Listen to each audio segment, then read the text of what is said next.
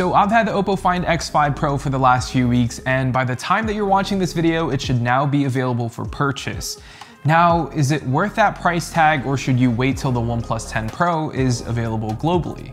Now let's talk specs real quick. The Oppo Find X5 Pro is rocking all the latest flagship specs you'd expect from a 2022 smartphone flagship.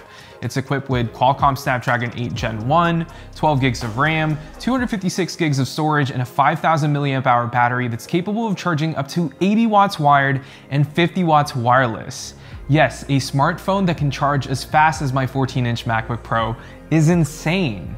Now up front, you have a 6.7-inch QHD Plus AMOLED display with a variable refresh rate of 120 Hz and a 1000 Hz touch sampling rate to give you the best and accurate taps when using the phone. Now, like most top-notch flagship phones, this bad boy can get as low as 10 Hz, which should boost your battery life in the long run. In terms of cameras, it has 3 in the back. You get a 50 megapixel wide, another 50 megapixel ultra wide, and finally a 13 megapixel 2x telephoto camera. And up front is a 32 megapixel selfie camera that can automatically switch between 80 to 90 degrees depending on how many people are in your frame, which is pretty neat. Now, before we check out what's up with the camera though, let's talk about its overall design first, because when I first checked out the phone, this white color on the phone just stands out from the rest of its competition.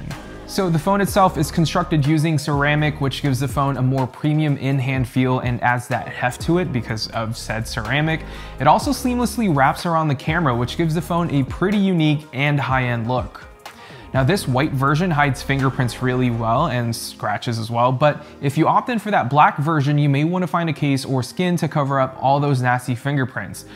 Also, I found that the phone is a little bit too slippery just because of the rounded back on the phone and features a pretty slim side, so it can be a bit unwieldy at times. Now the phone does come with a TPU case, which is pretty awesome, but it's not really going to protect your phone all that well. But it will hide fingerprints and help with minor bumps or scratches in the future and give you more grip so it's less slippery. Now, I've never really been a case person. It's either use the phone naked without any cases or slap a D-brand skin on it. Unfortunately, D-brand doesn't make skins for Oppo devices currently, but if they do in the future, you can definitely head over to dbrand.com/heymarkel or click the first link in the description to pick up your own set of skins. Now, they cover a ton of different products from OnePlus to Pixels and iPhones, and maybe one day we'll see Oppo and their flagship smartphone get added to the list.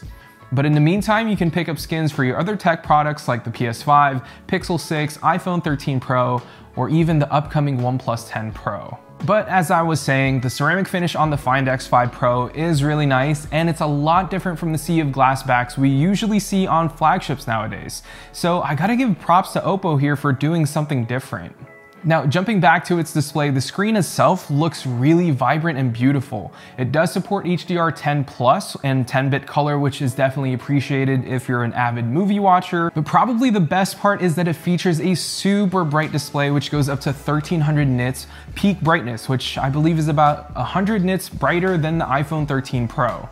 Now, this is also using an LTPO AMOLED panel, so it supports 10 Hz up to 120 Hz, which can boost battery life in the long run. And under this display is an optical fingerprint sensor, which honestly works pretty well. I haven't really been a fan of under-display fingerprint scanners as of late, but this one is definitely a lot faster than my Pixel 6 after all the updates it's gotten. Now, this phone is running Oppo's ColorOS 12.1 on top of Android 12, and while it's not sleek or lightweight as the OS you'd typically find on Samsung's One UI or even Google's own Pixel line of smartphones, it's not as terrible as people said it is. Now, I will say that you do get a ton, I mean a ton of bloatware installed out of the box, but you can easily uninstall most of those apps without any hassle. Now, if it's not installed through Google Play Store, I don't want anything to do with it. Now, I will say once it's been cleaned up a bit, you can get a pretty minimal yet smooth and fast experience like any modern flagship smartphone. But in terms of customization and unique software features that I like from ColorOS, one thing that stood out to me is the fact that you can change the way that your vibration motor feels when you tap or use gestures. So you can pick from 2 options. You have one that's called Crisp, which feels sharp and fast. Then there's Gentle, where it feels a little bit softer and slower. I thought this is really neat because I've never seen this from other phones before.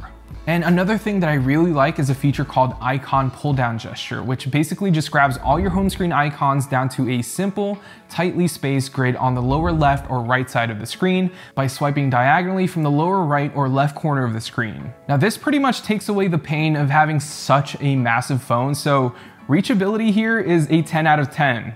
But probably the best part about its software though is that Oppo promised that this phone specifically will get Android 15 and 4 years of regular security updates, which to be fair is only 3 major software updates, but hey, it's better than not getting any major software updates at all. Now, I'm not gonna touch on performance all that much in this video since it is a new flagship device in 2020 with the Snapdragon 8 Gen 1, 12 gigs of RAM, 120 Hz refresh rate.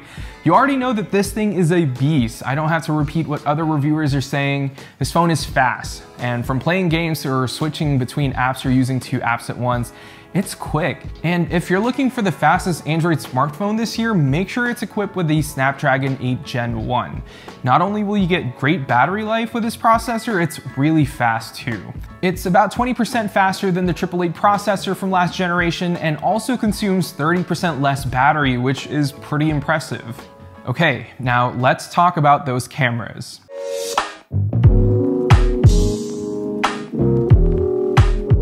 Oppo is betting big on their camera this year with a partnership from Hasselblad, which we've seen from OnePlus before. And the fact that it's being powered by their new MariSillicon X chip to process photos and videos, it's gotta be good, right? Well, it really depends on your camera preference. And what I mean by that is if you like your shots looking a little bit more cinematic rather than getting a super sharp, saturated and contrasty photo, then the Oppo Find X5 Pro is a great choice. Now, the reason I say this is because I've noticed that some of the shots that I took with the phone kind of have a flat, balanced, yet not overly saturated look to them. It's like you're getting a combination from an iPhone 13 Pro with Pixel 6 processing. The HDR processing looks really balanced here, which doesn't blow out highlights, but also doesn't crush the shadows, which kind of gives you a faded look to them, hence the cinematic look. The colors are also very true to life, almost 1:1 color accurate. Now, I will knock them though for making the photos a little bit too sharp for my liking, but besides that, even low light photography on this is solid. You don't get a ton of noise in the shadows in under really low light scenarios, and the white balance manages to be, again, true to life. Now, in terms of video, it's pretty good actually. I almost never shoot videos on any of my phones, but I had to try this out and the X5 Pro did not disappoint. Now, like what I said about its photos, its videos kind of have this cinematic characteristic to it. The overall image sort of features a somewhat flat yet saturated look. And as you can see from the sample videos, it does a pretty good job indoors with natural lighting, so outdoors in great lighting is even better. Now at nighttime, this is where it kind of falls short. Even with their new NPU chip, it's just all right. It's definitely doing a better job than most smartphones, but there's noticeable noise in the shadows if you really look for it. But overall though, the stabilization is top notch. Autofocus seemed to work really well without it hunting too much in good lighting, but in low light, it might struggle a little bit. Anyways, that's been it for this video. Personally, I love what Oppo has to offer here with the X5 Pro. It's got a unique look with that ceramic finish and the seamless camera bump. The customization that ColorOS adds to the overall experience is a nice touch that I think a lot of people are gonna love. And lastly, the cinematic look in its photos and videos offer a different perspective for those who love to shoot photos and videos with their phones.